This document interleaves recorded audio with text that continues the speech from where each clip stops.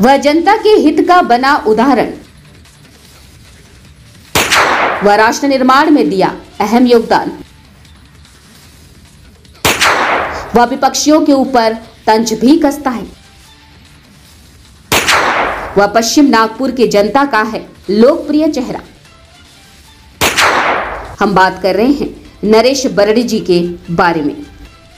महाराष्ट्र में विधानसभा चुनाव कुछ ही दूरी पर है, जिसके चलते राजनीतिक दलों ने अपनी तैयारियां शुरू कर दी हैं।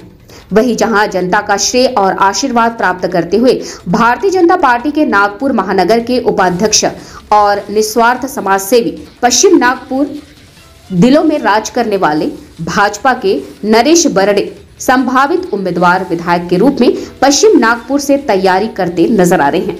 आपको बता दें कि नरेश बरड़े पश्चिम नागपुर विधानसभा क्षेत्र के कर्मठ समाज सेवी हैं। समाज राष्ट्र निर्माण के प्रति काफी सराहनीय योगदान दिए हैं। उन्होंने अपने जीवन काल में जमीन से जुड़कर गरीब परिवार, अशक्त महिलाओं को, युवकों को सशक्त बनाने के लिए कई योजनाएं बनाकर पश्चिम नागपुर विधानसभा क्षेत्र की जनता का प्यार पाया है, जिसके चलते आने वाले विधानसभा चुनाव में भारतीय जनता पार्टी से चुनाव लड़ते हुए नजर आ रहे हैं। आइए देखते हैं क्या कहा मीडिया से बातचीत के दौरान नरेश बरड़े जी ने।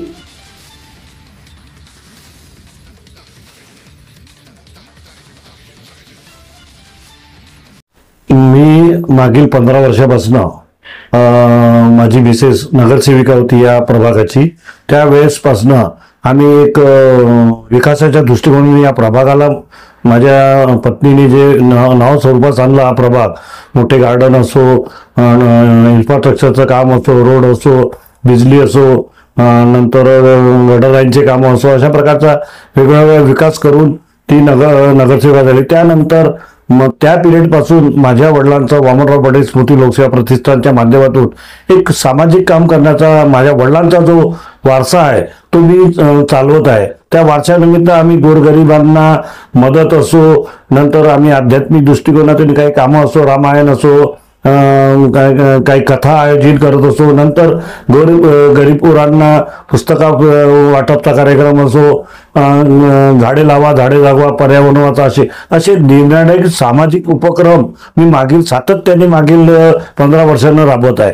परंतु अचानक मागच्या इलेक्शनला आमचे माननीय लोकप्रिय आमदार सुधाकररावजी देशमुख आणि विकास ठाकरेची जेव्हा फाईट झाली, त्यावेळेस सुद्धा आम्ही फक्त 5,000 वोटांनी आम्ही हारलो, 5 ते 6,000 वोटांनी हारलो। परंतु त्यानंतर मी तर 12 वर्षापासून काम करत आहे वामनराव बडे लोकसेवा प्रतिष्ठान माध्यमातून, आणि नंतर मला पक्षाने एक जबाबदारी दिली, भारतीय जनता पार्टी ओबीसी मोर्चाचा पश्चिम मंडळाचा अध्यक्षाची जबाबदारी। मी ओबीसी समाजाबद्दल सातत्याने याआधी भांडत आलो आणि याआधी मी आमचे तत्कालीन उपमुख्यमंत्री, आजचे उपमुख्यमंत्री देवेंद्र फडणवीस यांना ओबीसीच्या समस्या वाढल्या आणि त्यांनी ओबीसी साठी निर्णय घेतले। ओबीसी समाज आज लोक म्हणतात, पण ओबीसी समाजाला जर सगळ्यात जास्त फायदा दिला असेल तर भारतीय जनता पार्टीने दिला। कारण का सगळ्यात पहिलं मंत्रालय ओबीसी हे मंत्रालय आमचे उपमुख्यमंत्री देवेंद्रजी फडणवीस यांनी केलं चालू, आणि तेथे त्यांनी सदस्याची नेमणी केली आणि ओबीसी समाजासाठी जे काही सवलती असेल, 8 लाखाचा क्रिमिनल सर्टिफिकेटचा मुद्दा आम्ही उचलून आला, तो त्यांनी कमी केला। नंतर आम्ही ओबीसीला हॉस्टेल मागितले, त्यांनी प्रत्येक जिल्ह्यामध्ये एक हॉस्टेल देण्याचा उपक्रम केला आणि आताही आमचे हॉस्टेल झालेले आहे। आणि त्यांनी आता तर महाराष्ट्र गव्हर्नमेंटने एक अशी ओबीसी विद्यार्थ्यांना ज्यांना हॉस्टेलमध्ये ऍडमिशन मिळालं नाही त्यांना स्वयं योजना काढली आणि त्यांनी बाहेर कुठेही राहा, जर तुम्हाला हॉस्टेलला ऍडमिशन नाही मिळालं त्यांचा राहण्याचा खर्च आणि जेवणाचा खर्च असं महाराष्ट्र गव्हर्नमेंट घेत आहे। अशा प्रकारच्या निर्णय योजना सरकारने आणल्या, त्या योजना राबवण्याचं काम वामनराव बडे लोकसेवा प्रतिष्ठानतर्फे मी खालच्या स्तराच्या लोकांना त्या योजना समजल्या पाहिजे,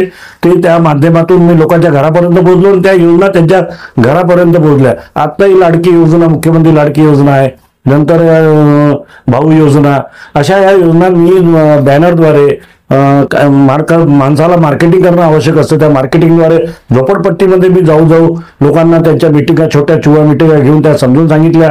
आज मी 1000 कमीत कमी मुख्यमंत्री लाडली योजनेमध्ये 1000 महिलांचे फॉर्म भरलेले आहे आणि येणाऱ्या काळामध्ये अजून आमचं 6 नंबरचा जो फॉर्म आहे नवीन मतदार योजने, कारण का मागच्या इलेक्शनमध्ये आम्हाला असं कळलं की मतदार व्होटिंग करताना काही लोकांचे रिजेक्ट झाले होते, फॉर्म म्हणजे त्यांचा आधार कार्ड व्होटिंग कार्ड होता पण त्यांचं नाव लिस्टमध्ये आलं नव्हतं. काही चुका शासनाच्या लेवल झाल्या, त्या चुका आम्ही कलेक्टरला भेटून त्यांच्याकडनं त्या चुका काढून त्यांची लिस्ट पुन्हा पूर्ववत प्राप्त केली आणि त्यांचे नवीन फॉर्म आम्ही भरून घेतले.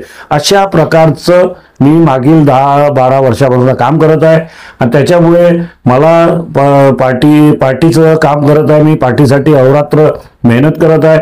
मला यावेळेस पार्टीने संधी दिल्यास माझी पूर्ण तयारी आहे लढण्यास. पार्टीने जो निर्णय देईल तो मला माझे वरिष्ठ नेते माननीय उपमुख्यमंत्री देवेंद्रजी फडणवीस, माझे केंद्रीय नेते नितीनजी गडकरी, बावनकुळे साहेब आणि आमचे संघटन मंत्री उपेंद्र कोठेकरजी हे जे निर्णय घेतील तो मला मान्य आहे. परंतु मी समाजाच्या खालच्या स्तरापर्यंत पोहोचलेला आणि मी पोहोचत राहील.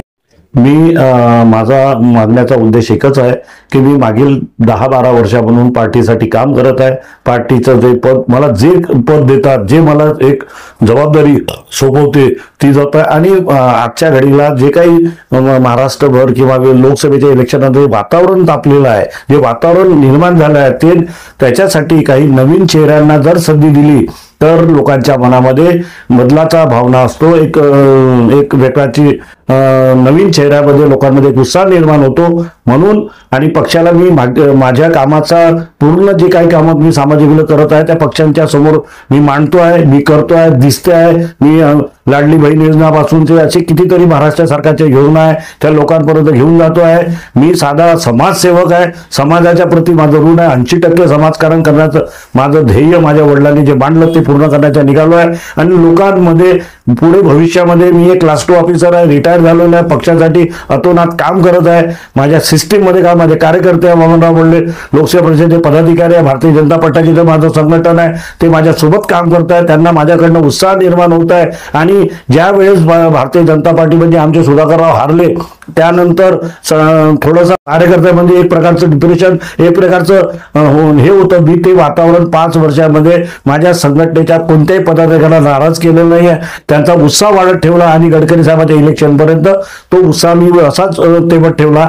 त्यामुळे मला असं वाटते की यावेळेस पार्टीने नवीन माणसाला संधी देऊन आपल्याला विधानसभेमध्ये आपलं सरकार बसवण्यासाठी मी देवेंद्र भाऊलाही तसंच त्याच उद्देशाने तिकीट मागणार आहे का भाऊ. आणि एवढं मी सांगतो इथे का पक्षानं जर कोणालाही तिकीट दिली पश्चिम नागपुरात, यावेळेस पश्चिम नागपुरामध्ये भारतीय जनता पार्टीचाच उमेदवार राहील, निवडून येईल एवढी मी तुम्हाला ग्वाही देतो. कारण का आम्ही केलेल्या कार्याचं फळ आम्हाला आता विधानसभेमध्ये भेटणार आहे.